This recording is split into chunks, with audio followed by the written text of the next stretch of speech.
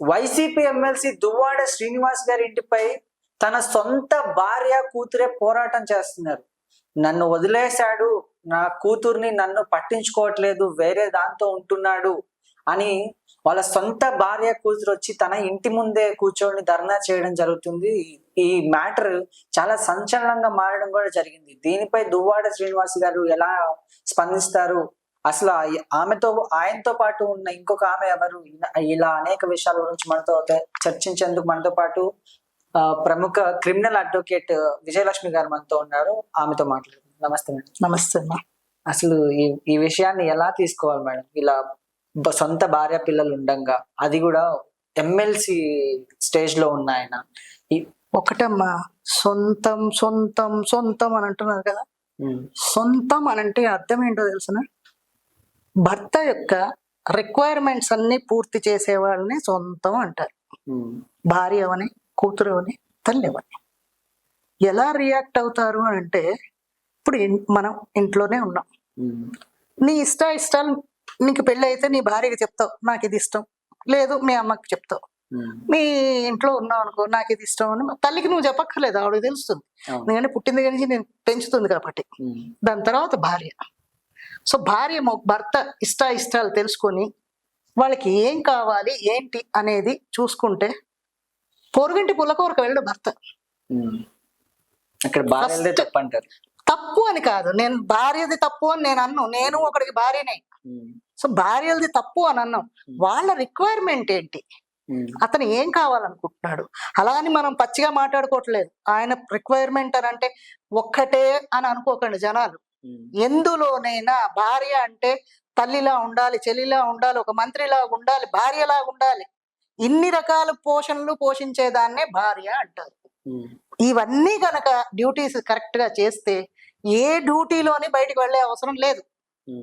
ఎంత పని ఉన్నా సాయంత్రం దీపాలు పెట్టే టైంకి పూర్వకాలంలోని ఇంటికి వెళ్ళిపోవాలి అని భర్తలు ఎందుకు అనుకునేవారు? ఈ పనులన్నీ భార్యలు చేసేవారు కాబట్టి. అంటే ఇప్పుడు వర్కింగ్ ఉమెన్స్ కదా అంటారు. మేము వర్కింగ్ ఉమెన్సే, అందరూ వర్కింగ్ ఉమెన్సే. పూర్వకాలం వాళ్ళు మనకన్నా ఎక్కువ పని చేసేవారు. వాళ్ళు చేసిన పనిలో ఆవగింజలు అరభాగం మనం చేయట్లేదు. అన్ని పనులు చేసుకుని కూడా భర్తను గుమ్మం దాటకుండా చేసుకునేవారు వాళ్ళు. అంటే అస్తమానం మనం వెనకాట్లో ఉండాలా అని కాదు, ఉండక్కర్లేదు. పిల్లడు ఏడుపు విని వాడికి ఏ అవసరం ఉందో తల్లి కనబెట్టగలదు. కడుపు నొప్పి వస్తే ఒక రకంగా ఏడుస్తాడు, ఆనందంగా ఉన్నప్పుడు చంటి పిల్లడు ఒక రకంగా ఏడుస్తాడు, కొడితే ఒక రకంగా ఏడుస్తాడు. అంటే ఆ శబ్ద తరంగాన్ని బట్టి తల్లి నిర్ణయిస్తుంది. భార్యలు కూడా అంతే. బయటికి వెళ్తున్నాడు, నన్ను పిల్లల్ని వదిలేసి వెళ్తున్నాడు అని అంటే ఇన్ని రోజులు ఏం చేశారు? ఒక కన్ను వేసి ఉంచాలి భర్త మీద. భార్య మీద భర్త కన్ను వేసి ఉంచుతాడు కదా, భర్త మీద కూడా భార్య కన్ను వేసి ఉంచాలి. ఎక్కడికి వెళ్తున్నాడు?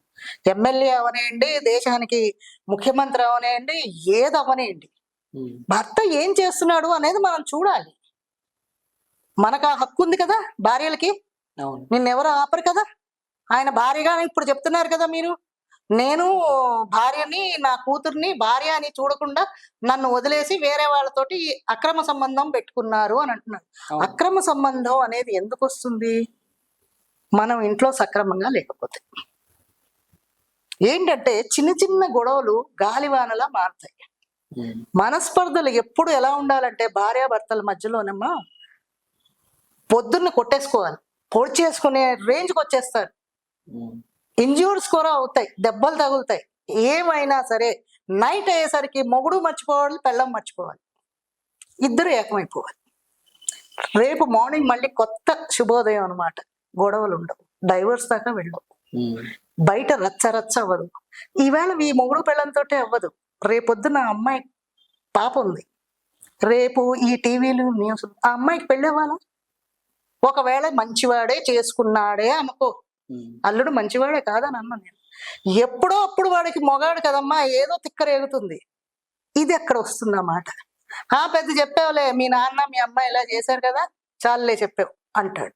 మన ఇంపాక్ట్ పిల్లల మీద పడుతుంది. సో ఇది మనం దీనేమి పెద్ద రెచ్చగొట్టక్కర్లేదు. ప్రతి రాజకీయ నాయకుడు అవనేయండి, మామూలు కామన్ మ్యాన్ అవనేయండి, ఎవరవనేయండి, సినిమా ఫీల్డ్ వాళ్ళే అవనేవ్వండి, కామన్ మ్యాన్ ఎవరైనా మ్యాన్ ఆర్ ఉమెన్ ఎవరైనా సరే ఇలాంటి వాటికి కొంచెం మొగ్గు చూపిస్తూ ఉంటారు. మానవ సహజం అది. ఎందుకంటే రోజు ఒకే రకం కూర వండి పెడతావు, వాడికి నచ్చదు.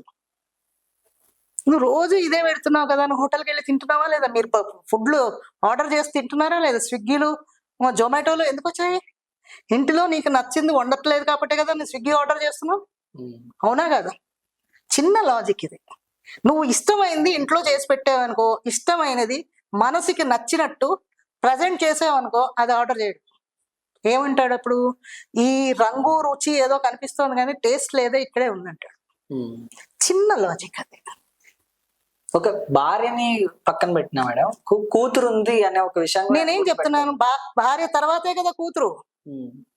భార్య ఇప్పుడు ఇంట్లోని ఎప్పుడైనా డిస్టర్బెన్స్ వచ్చింది అంటే ఇక కూతురు లేదు, కొడుకు లేదు, అతని తల్లి తండ్రిని కూడా కేర్ చేయనంత పీక్ వెళ్ళిపోతాడు మొగాడు. మొగాడిని ఎప్పుడు మొగావని ఆడవాళ్ళు వాళ్ళకి ఒక ఈగో అనేది ఉంటుంది.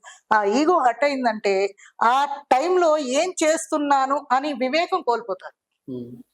అవన్నీ రాకుండా ఉండాలి అంటే మనకి అంటూ ఒక కష్టం ఉంది కదమ్మా.